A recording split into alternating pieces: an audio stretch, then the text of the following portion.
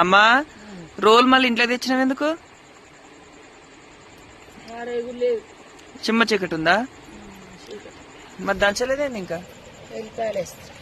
పొట్టు పొట్టేయాలమ్మా. మామిడికాయ పచ్చడి ఇట్లా దంచుకొని తినబుద్ధి అవుతుంది నాకు ఇప్పుడు. చింతకాయ నూరుతుంటే నువ్వు.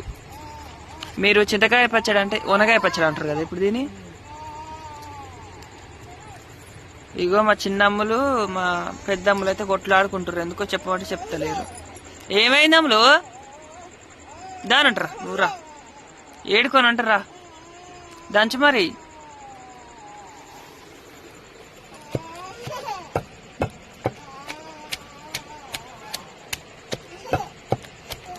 దంచమ్మా.